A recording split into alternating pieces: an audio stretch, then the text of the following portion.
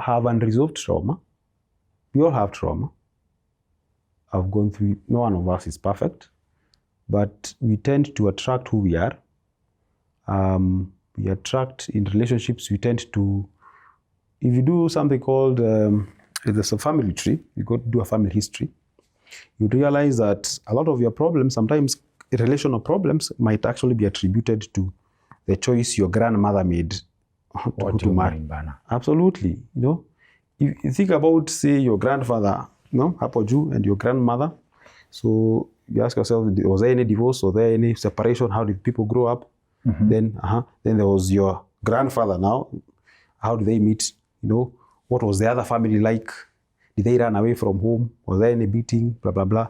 Then you go back to your parents. Yeah, you see a pattern. And then there is you know. So there is unresolved trauma. Trauma moves genetically. It is passed on genetically. Absolutely. There is a genetic angle to trauma.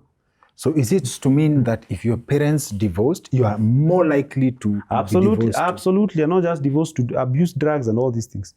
So how does this concept of you attract who you are come about? Like the person who will like you back is the person who is most likely to have the same trauma profile. Think about this. I'll give an example. You grew up in an environment where you did not receive affection or attention at home. People who did not grow up with a lot of affection and attention tend to be very obsessive. Okay. Or they tend to be to go the other extreme, very isolative in relationship. They're very detached or very obsessive. Okay. So you grew up with a very harsh father, all these things, or you grew up in a single parent home. So that is unresolved.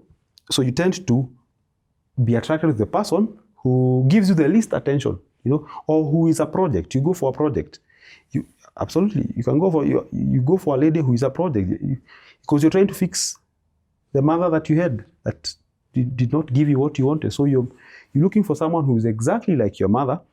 You want to fix your mom, for instance, or you fix your father. That's a thing. Absolutely. So actively, for me to process this, kama fala, when you're out in the dating pool, right?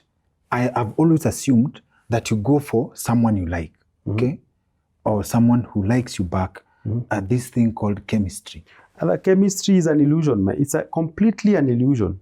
There's nothing called chemistry, my guy. It is unconscious behavior. You see, and if you have unconscious, how do you break generational things? We call them ties, generational.